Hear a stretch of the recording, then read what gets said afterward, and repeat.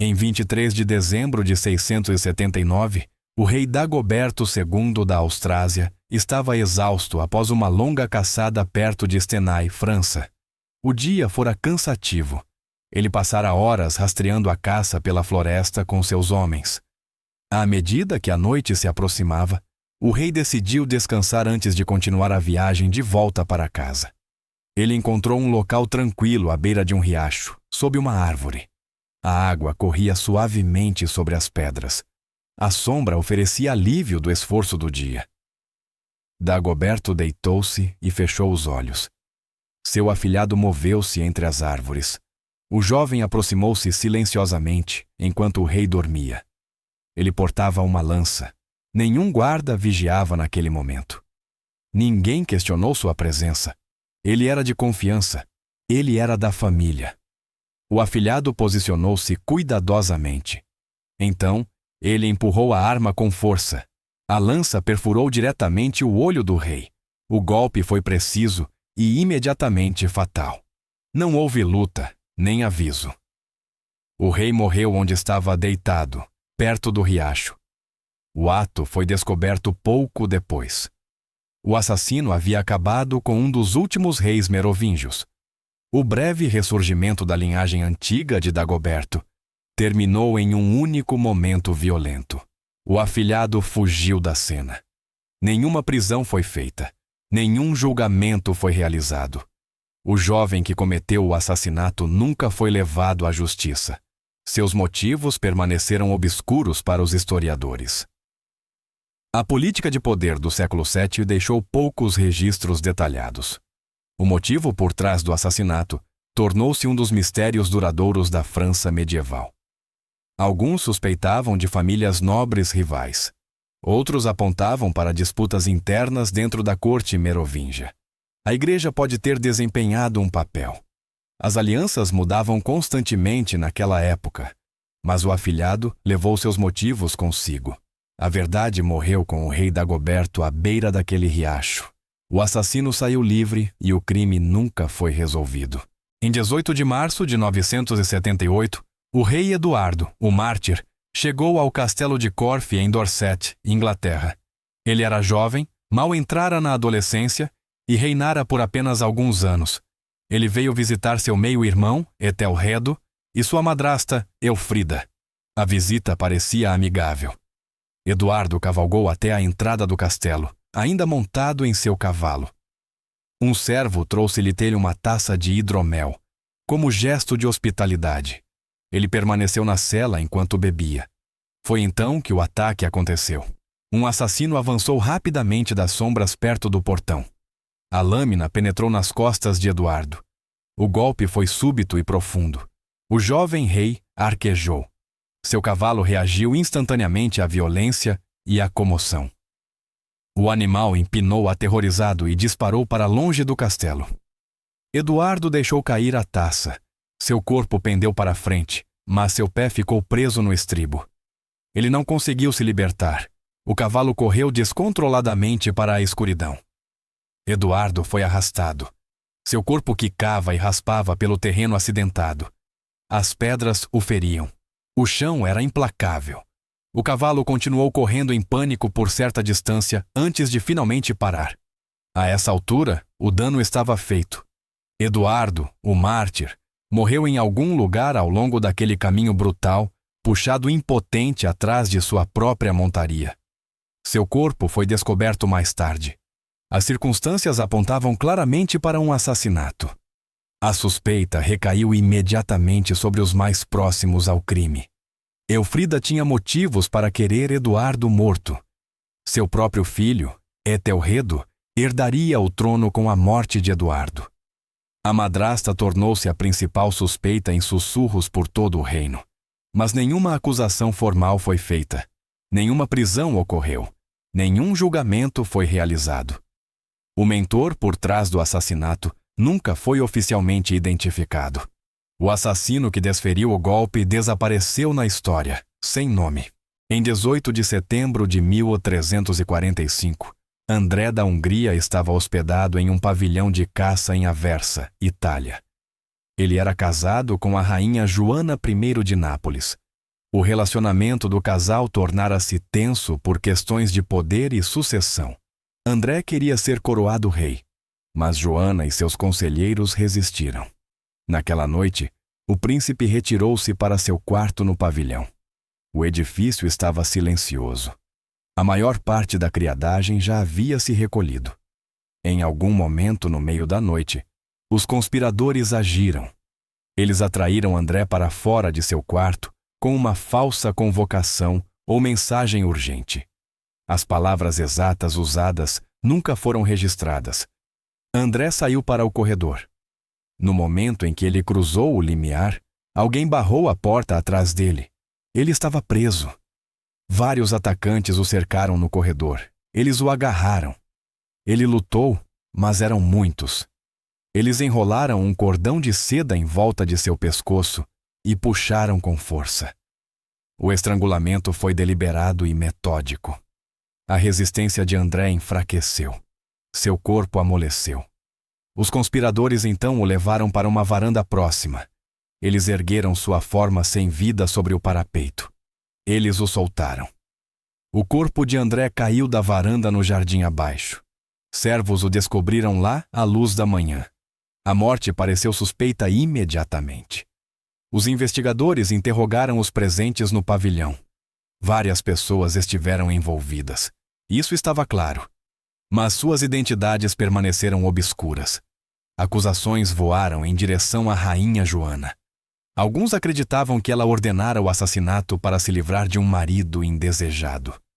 Ela foi presa e levada perante as autoridades papais para julgamento. Após o exame das evidências, Joana foi formalmente absolvida. A igreja considerou insuficientes as provas de seu envolvimento direto. Mas os assassinos reais nunca foram definitivamente identificados. Ninguém foi punido. A conspiração permaneceu sem solução. Os assassinos de André da Hungria saíram livres. Em 28 de abril de 1192, Conrado de Monferrato caminhava pelas ruas estreitas de Tiro, no atual Líbano. Ele era um nobre poderoso e comandante militar durante a Terceira Cruzada. Apenas alguns dias antes, ele fora eleito rei de Jerusalém. Sua coroação estava agendada para breve. Naquela noite, Conrado voltava para casa pela cidade. As ruas eram estreitas e sinuosas. Os prédios se apertavam de ambos os lados. 2 homens apareceram à sua frente. Eles vestiam as túnicas simples de monges. Nada em sua aparência parecia ameaçador. Homens religiosos eram comuns na Terra Santa. Eles se aproximaram. Os guardas de Conrado estavam por perto, mas não imediatamente ao lado dele. Então os falsos monges agiram. Eles sacaram adagas de sob suas túnicas. As lâminas saíram rápido. Eles avançaram sobre Conrado e o esfaquearam repetidamente. O ataque foi veloz e coordenado. Os guardas correram para a frente, mas o dano já estava feito. Conrado caiu. Seus ferimentos eram graves e numerosos. O nobre moribundo foi levado para longe da rua. O auxílio médico nada pôde fazer. Conrado de Monferrato morreu devido aos golpes de adaga. Os 2 assassinos foram capturados rapidamente. Sob intenso questionamento e um período muito desconfortável, eles revelaram sua afiliação. Eles confessaram que eram membros dos Hashashin, uma seita secreta de assassinos. Eles haviam sido enviados pela figura conhecida como o Velho da Montanha, o líder de sua ordem. Mas os assassinos insistiram que foram contratados. Alguém mais pagara pelo assassinato. O verdadeiro cliente nunca foi identificado. A suspeita recaiu sobre várias figuras poderosas. Ricardo Coração de Leão, da Inglaterra, foi acusado por alguns. Outros apontavam para senhores cruzados rivais. Inimigos políticos dentro dos Estados Cruzados tinham motivos, mas nenhuma prova surgiu. Os Hashashin aceitavam contratos de quem pagasse. A identidade do verdadeiro assassino de Conrado permaneceu como um dos maiores mistérios não resolvidos das Cruzadas. Em 15 de janeiro de 1208, Pierre de Castelnau preparava-se para atravessar o rio Ródano em Languedoc, França. Ele servia como um legado papal, um representante direto do Papa Inocêncio III. Sua missão era suprimir a heresia cátara que se espalhava pelo sul da França. No dia anterior, Pierre tivera uma discussão acalorada com Raimundo VI, o conde de Toulouse. O conde ressentia-se da interferência da igreja em seu território. O confronto fora tenso e público. Ameaças foram trocadas. Nenhuma resolução foi alcançada. Na manhã seguinte, Pierre dirigiu-se à travessia do rio. Ele tinha acompanhantes, mas a segurança era mínima. Ao aproximar-se da margem da água, um cavaleiro surgiu atrás dele. O cavaleiro estimulou sua montaria a avançar em velocidade. Ele investiu diretamente contra o legado. Pierre não teve tempo de reagir ou desviar-se. O cavaleiro portava uma lança. Ele empurrou a arma para frente com força total. A lança perfurou as costas de Pierre. O golpe foi profundo. Pierre desabou imediatamente com o impacto. Seus assistentes correram para ele, mas o ferimento era mortal. Pierre de Castelnau morreu na travessia do rio. O agressor a cavalo fugiu do local antes que alguém pudesse detê-lo. Sua identidade nunca foi estabelecida. O assassinato pareceu deliberado e planejado. A suspeita recaiu pesadamente sobre o conde Raimundo. O momento era óbvio. A discussão ocorrera apenas algumas horas antes. Raimundo deixara clara sua raiva, mas nenhuma evidência o ligava diretamente ao assassinato. Nenhuma testemunha soube nomear o cavaleiro. Nenhuma confissão foi extraída. O assassino desapareceu no campo e nunca foi capturado. A violência ficou impune, mas as consequências foram enormes. O Papa Inocêncio III declarou uma cruzada contra os cátaros em resposta ao assassinato de Pierre. A cruzada albigense devastou o sul da França por décadas. Milhares morreram no conflito religioso que se seguiu. Tudo desencadeado por um assassino desconhecido com uma lança. Em 14 de junho de 1497, Giovanni Borgia, o duque de Gandia, compareceu a um jantar em Roma. Ele era o filho mais velho do Papa Alexandre VI e detinha um poder significativo na corte papal. Naquela noite, ele jantou com sua mãe e seu irmão, César Borgia. O encontro parecia comum. Após o término da refeição, Giovanni deixou o prédio e partiu a cavalo. Essa foi a última vez que alguém o viu vivo. Dias se passaram sem notícias do duque. Sua família ficou preocupada. Então, seu corpo foi descoberto no rio Tibre. Um pescador retirou o cadáver da água. A garganta de Giovanni havia sido cortada. 9 facadas cobriam seu torso. A violência foi excessiva e pessoal. Suas roupas ainda estavam no corpo. Seu dinheiro e joias permaneceram intocados. Roubo não foi o motivo. Durante a investigação, as autoridades localizaram um barqueiro que trabalhava ao longo do rio. Ele admitiu ter testemunhado algo incomum naquela noite. Ele viu vários homens chegarem à margem do rio após o anoitecer. Eles carregavam o que parecia ser um corpo. Eles o jogaram no Tibre. O barqueiro observou, mas não relatou o que viu. Ele explicou que corpos sendo despejados no rio eram cenas comuns em Roma.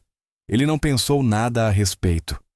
A suspeita recaiu imediatamente sobre César Borgia. Os irmãos tinham um relacionamento complicado. César era ambicioso e implacável. A morte de Giovanni o beneficiaria politicamente. Muitos acreditavam que César havia encomendado o assassinato. O Papa Alexandre iniciou uma investigação, mas em poucos dias a encerrou abruptamente. Nenhuma conclusão oficial foi divulgada. Nenhuma prisão foi feita. O Papa declarou o assunto encerrado. César Borgia nunca foi formalmente acusado. O assassino que cortou a garganta de Giovanni e o esfaqueou 9 vezes nunca foi nomeado. O crime permaneceu sem solução. Em 7 de julho de 1304, o Papa Bento XI residia em Perúgia, Itália. Seu papado fora breve, durando menos de um ano.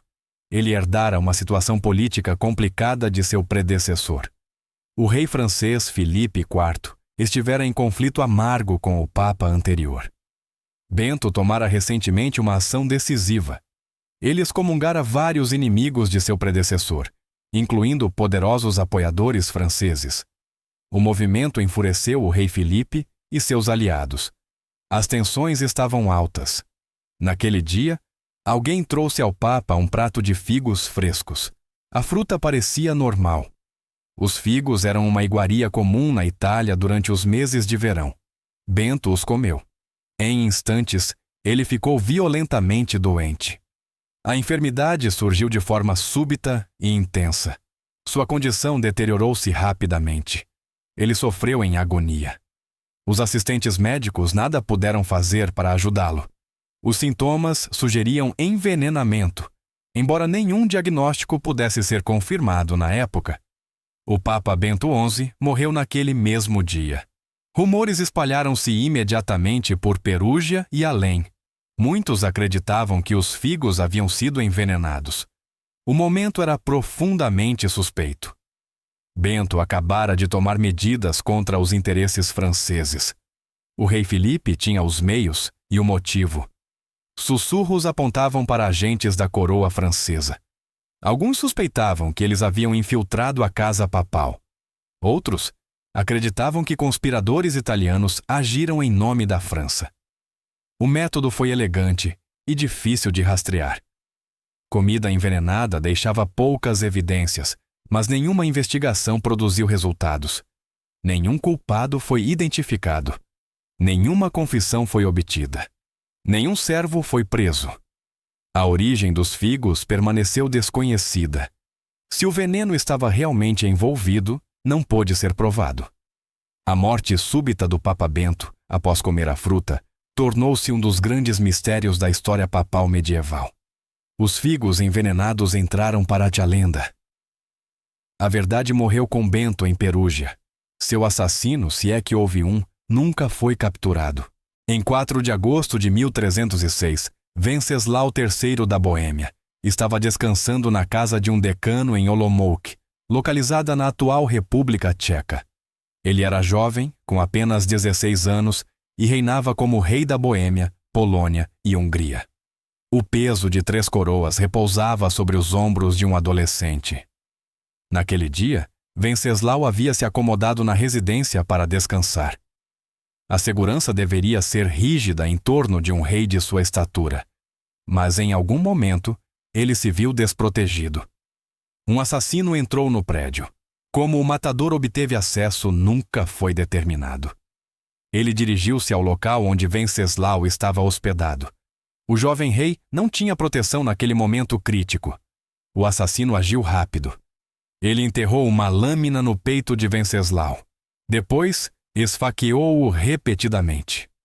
3 vezes a arma perfurou o corpo do rei. Os ferimentos foram precisos e fatais. Venceslau morreu rapidamente devido ao ataque. A comoção atraiu guardas imediatamente. Eles invadiram a sala em segundos. Encontraram o assassino ainda presente. Antes que qualquer pergunta pudesse ser feita, os guardas o abateram. O assassino morreu no local.